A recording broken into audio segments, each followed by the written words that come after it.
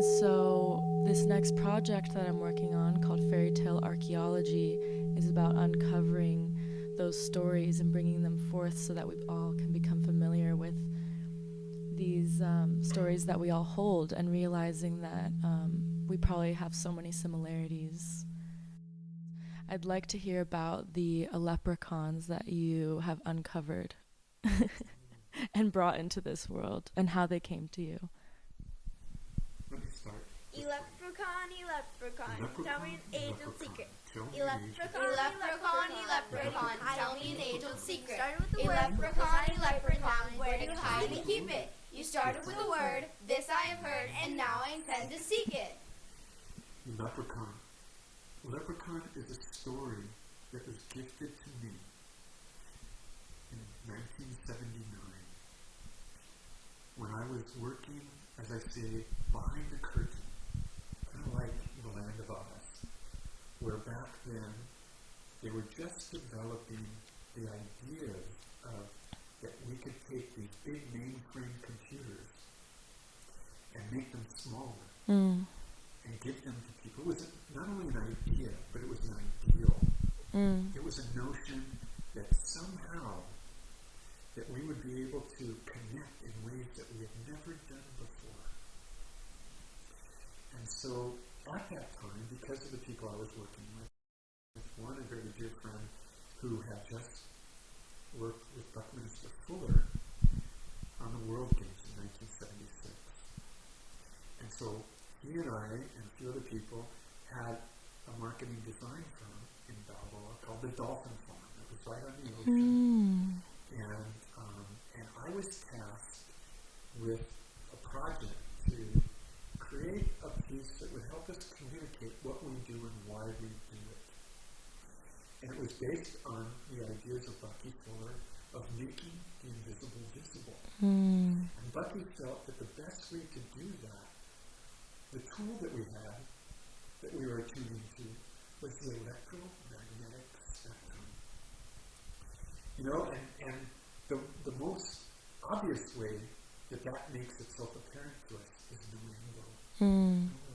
Yeah, because, all these just little spheres, these little dots of water, these little spots that are floating in the air, these marine particulates, we each see them from a different way, a different light, a different perspective. And then there's the rainbow refracting to us, all that is.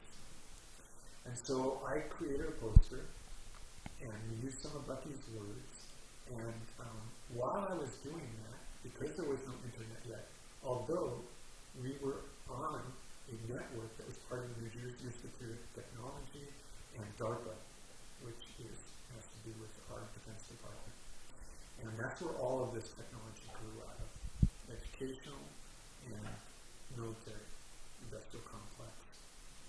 And we were testing that for business purposes before it was called the internet. We also had one of the first Apple computers. And so like I said, I was very young. How old were you? I was early 20s. And I was 23 at that time. And so I had this peek behind the curtain. And I was playing with all these people that were thinking about all these ideas, these ideals, that we could leverage the electromagnetic spectrum to connect in ways that we never had before.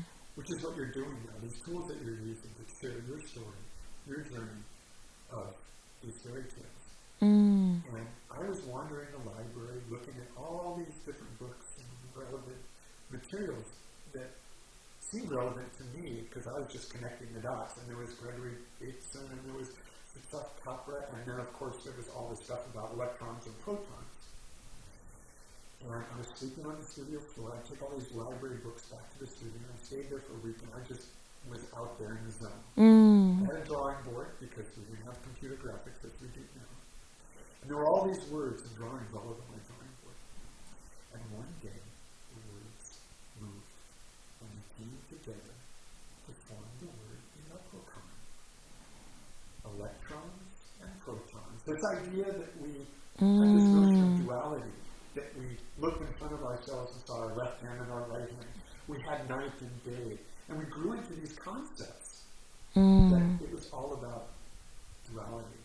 But then somewhere along the line, this notion slipped out that we were conscious of this notion of duality. And there it was, the word e-leprechaun.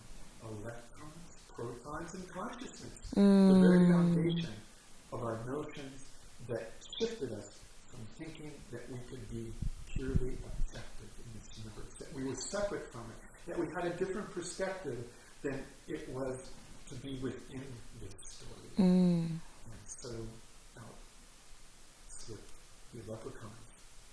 So what also came apparent at that time, because in the early 70s we had Earth Day, we had the whole notion of that we were slipping away into some dangerous, dark times if we didn't tend to this Earth better, our home better. And so what the leprechauns also informed me of is that we were electing between the crow and the con. We had a lot to think about, we had a lot of decisions to make. And there was another gift that was presented, and that was the metaphysical equation. Because during that time, I wandered into the noosphere, that realm of mind, that commons of mind that we all share. We've moved from the biosphere and the notion of we are here on this planet, but there is also this idea of our ideals that affects how we manifest things, how we come forth through our actions. And so the metaphysical equation was gifted to me. E equals mc to the infinite power. Now, how did we get there? Because I asked, well, if we're evolving from humans to leprechauns, and we have a physical equation like Einstein suggested, E equals mc squared, well, then it must be E equals mc to the third power. But then, right after I came up with that, the military-industrial complex decided that C2, which was command and control, wasn't enough because of all these technologies. It became command, control, and communication, C3. And I was like, hold on, I had that first, but since then we need to take it a step further, because once you get to 3, it leads to infinity. And so now we've got E equals mc to the infinite power. Evolution equals mind times omni direction. That we could communicate in time. And that we could communicate with the planet. We could communicate with our interbeing sense of connectedness. And all of that was presented to me as scenes from the last fairy tale. The new mythos, a new mythic operating systems that we would be attuning to, connecting with each other, and imagining how we could truly be 100% successful in encouraging and living on this planet for all of humanity and all the beings.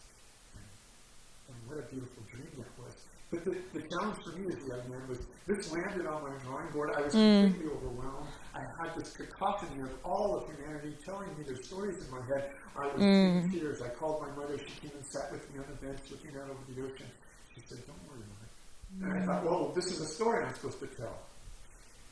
And I became very frustrated because I didn't know how to tell that story. And what I realized is it was not my story to tell. That I would need to wait for my leprechaun king to come forth, a new generation, like yourself, that understand what these tools are about. Understand you are in fact interbeings. Understand that you are part of this new medium. You are entwining in the archetypal thread that Ariadne handed to us before we entered this labyrinth of mind, so that we could go in, holding on to that thread, and we could come out, holding on to that thread, and then share what we discovered within outwards, with each other, what we're doing right here and right now. And now, here I am being with you as part of the backplasting evolutionary alliance mediums, suggesting the path that we took to arrive in that eternal now, understanding that we actually can communicate throughout time with each other by holding on to this archetypal thread that we are inside of. Do you feel like there was a kind of guidance, or like you were saying, holding on to this thread that just kept you there, learning the story or getting familiar with the story until you were ready to share it and keeping you there rather than just forgetting about it?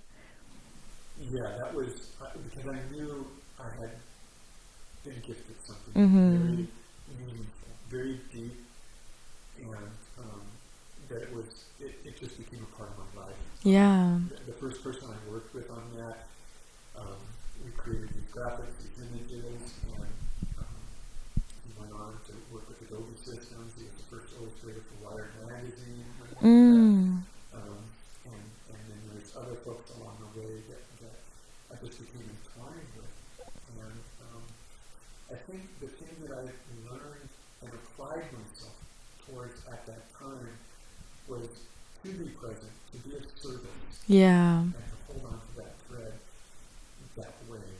And Yeah. Do you feel like, I find that when we identify that important story within ourselves and dedicate ourselves to it, it's almost like the leprechauns, do you feel like they guided you to the people and places that you needed to be, and that energy was guiding you so that you could carry the story? yeah, I think there's something about synchronicity that if you hold expectations, they become hurdles and they trip you up. Yeah. But when you let go of all of that and you welcome it in, the magic flows. And now that you're sharing your story, because I know growing up being at your house, I've seen the leprechauns painted everywhere. Do you feel like, were you sharing that story often while you were painting those beings, or was that your form of expression then, and now it's like you're able to share it with words and introduce people to that world you've been building over so much time? So I think the characters you're talking about are one or two birds Mm-hmm. that stick around with you. And that also comes from a very old story, the two birds where the two birds are up in the tree and one has to eat the fruit and the other sits and ponders what that means to himself. And they have sat on my shoulders all along. We all have that. Yeah. You hear the voices and you're like, oh, do that. And everyone's like, hold on, wait a second. And I think that they made themselves a king somewhere along the way, and they come out in a lot of different ways through painting and drawing. And so I never know when they're going to show up. You know, and that's another curious thing. Sometimes they'll disappear for a year or two. Yeah. And then suddenly it's like, oh, something's coming out, and here they are, and they're pointing at something. And it's like, Yeah. Yeah. And how has it been, how do you feel it's impacted your life or come back around to beam these stories out to others and share the world that you have inside? well, all of this comes to deepest. This is not my story. I'm just here, maybe as a clarion on a tractor over the two birds. Sometimes they're very listeners. But what comes through me is you. What comes through me is us. What comes through me is we.